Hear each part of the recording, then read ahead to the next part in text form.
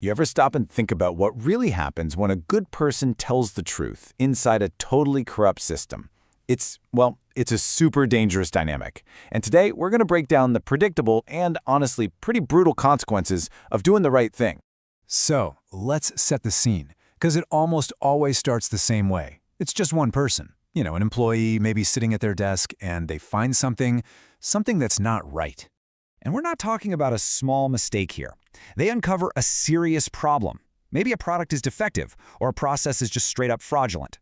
The bottom line is, it's something that could genuinely hurt people. So what does she do? Well, she does exactly what we'd all hope we would do in that situation, right? She raises the alarm, she speaks up, she tells the truth. But here's the twist. Instead of getting a pat on the back or, a thank you for her integrity, she gets punished. Her career just destroyed. She's completely isolated. And that huge problem she found, it gets swept right under the rug, systematically ignored. And you might think this is some kind of modern corporate nightmare, but it's not. This exact dynamic, this very thing, was described almost 3,000 years ago. And yeah, it has a name. It's called the prey principle. Okay, so the key thing to get here is that this isn't just random bad luck.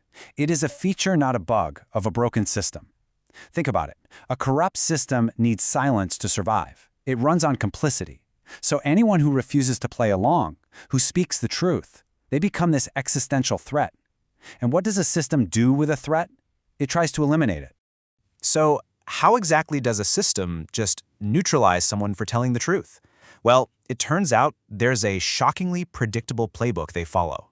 And it's a chillingly effective three-step process. Step 1, discredit them. Make it about the messenger, not the message. Call them disgruntled, a troublemaker. Then, step 2, isolate them. Professionally, socially, cut them off from their entire support system. And finally, step 3, destroy them. Hit them financially, ruin their reputation. Basically, make them a walking, talking cautionary tale for anyone else who even thinks about speaking up. And listen, this isn't just some abstract theory. The personal cost to becoming prey, it's been measured, it's been quantified, and the numbers, they are absolutely devastating. Let's just dive into the brutal math here.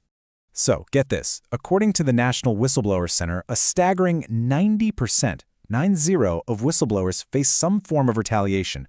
Just let that sink in for a second. 90%. That means speaking up is almost a guarantee that you're going to get punished for it. Then, of course, comes the financial warfare. The individual, they're forced to spend, on average, $125,000 in legal fees, money they almost certainly don't have. The corporation, on the other hand, they can spend millions just to drag it out, to outlast them. It's a war of attrition that the little guy just can't win. But this next number is maybe the most sobering of all. The psychological toll, the pressure, the isolation, it's so immense, so complete that 10% of whistleblowers attempt suicide. 10%. The cost isn't just about money or your career. It's existential. It's about your very will to live. Wow. So, given these devastating costs, it really forces a fundamental question for any leader out there, for any organization. What kind of culture are you actually building? Are you building one that creates prey? Or are you building one that creates partners? Because you really only have two choices here. There's the prey model. You silence your critics, you let problems fester in the dark, and you basically steer the ship straight toward a catastrophic failure. It's inevitable. Or there's the partner model. This is where you actively protect your truth tellers. You create real, safe channels for people to speak up. You reward the people who find problems early. You treat integrity like it's the organization's immune system. That's how you build a resilient, trusting organization that can actually last. And you know what? The data is crystal clear on this. This isn't just some feel-good ethical choice. It is all about performance. A major Harvard study found that companies that protect their truth tellers have, get this, 35% fewer major scandals, 22% higher employee engagement, and 18% higher long-term stock performance. The bottom line, honesty literally pays. Which brings us all the way back to this really core paradox, doesn't it?